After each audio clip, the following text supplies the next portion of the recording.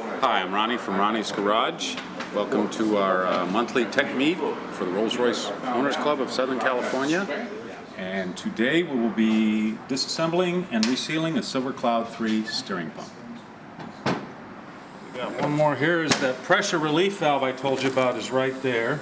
And this is the size for that. No, it's 15, 16, so we're going to pop that out. So it has a plug in, and then it should have a valve and a spring. Don't turn it around. Always pay attention to something that you take apart, especially if it's working before and only leaking. If it's not working, then here's one of my little beefs with Rolls-Royce. You look in the parts book, the big blow-up sheet with this steering pump, and you'll see the valve is pointed one way. You look in the shop manual to repair it, and it's the other way. So that one's a hard one.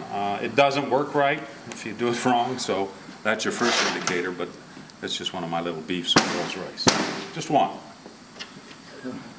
Let's see here. Now we're going to split the case. The case, inside here, you got a shaft coming through here with the bearing out here.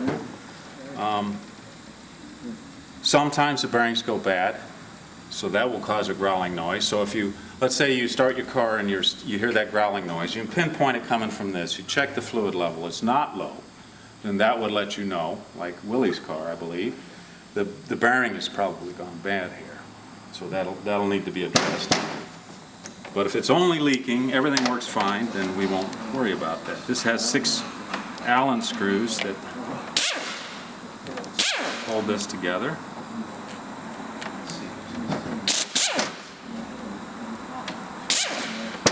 Great.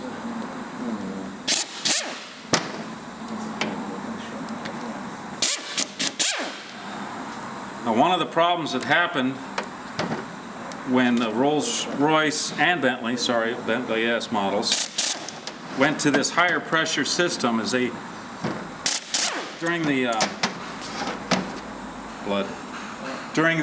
quest for that additional assist, they ran into a problem where you get a little shudder. And that, in my determination, is always in the spool valve.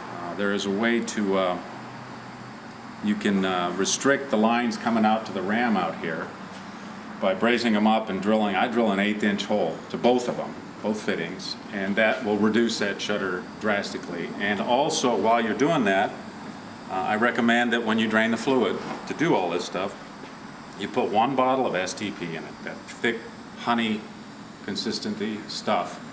And that, I have seen that work wonders. I had one Silver Cloud 3 that steering worked fine when it was cold, but when it warmed up, it had no assist. It wasn't building any pressure. So I drained the fluid, put 1 quart of, or 1 pint of the STP in, and the rest ATF, and it works great. Has since. It's been years. So now what we got here is Why would that be? It raises the viscosity. I see. What I found is the spool valve on the Silver Cloud 3, it's a little too sensitive. And when you set them up in the box, which is really complicated, and I don't recommend anybody watching this or otherwise to try it, you've got this spool valve moves maybe 1/1000 of an inch back and forth. And if it moves too much, then it gets this opposite bumping.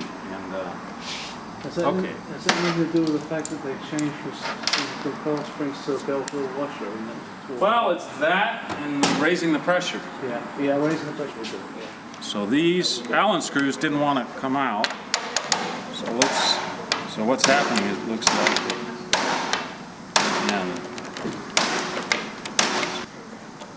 your Allens are worn out. Let's see if this works. So what I'm doing here on this rounded out Allen is hoping that, and this always happens when I do it on video too, you know. As they say, Murphy wasn't optimist. Don't make me get tough with you here. Yeah. Okay. All right, what I'm going to do is try to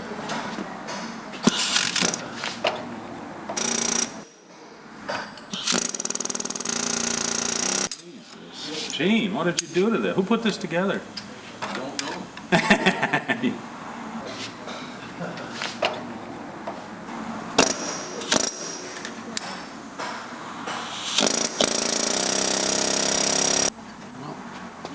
These are tight.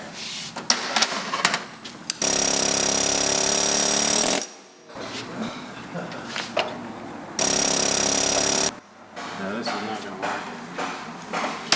So, last plan, I'm going to drill the heads of the bolts off.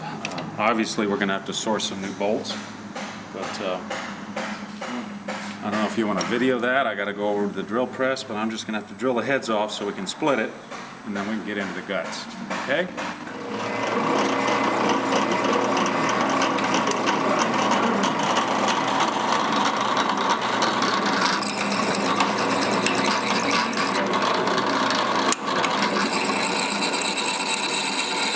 No lubricant.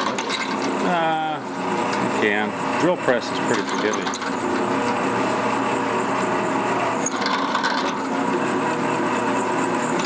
think I will grab some of it. Oh, look at this. Oh. Ungrounded surface. Oh, scary. You drilled yourself. No, I got a little zap there, buddy.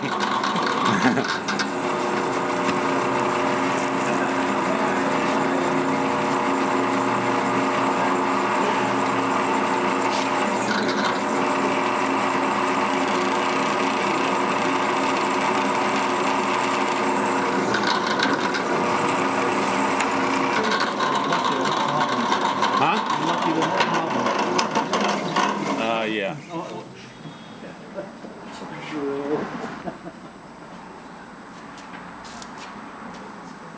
want to reevaluate your strategy. Connection between how steering goes and the steering up. Okay.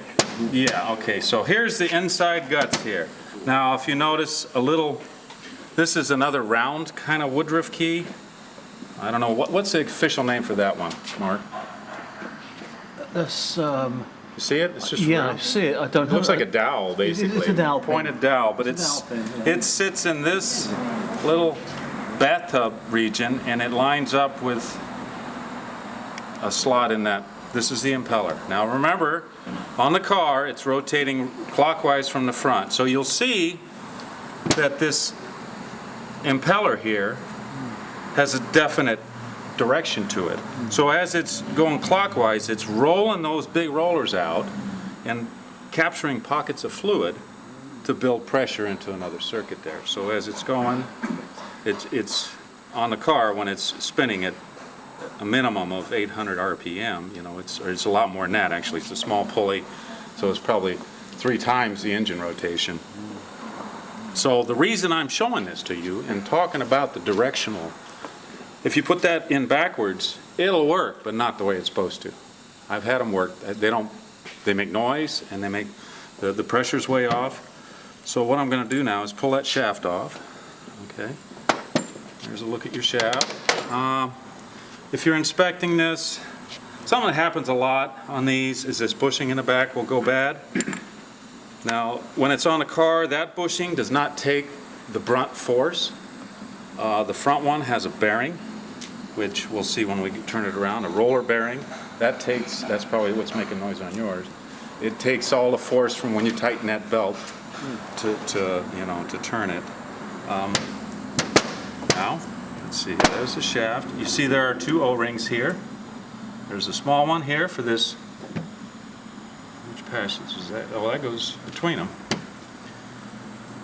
So that's like a return passage. And then there's an O-ring that has seen better days.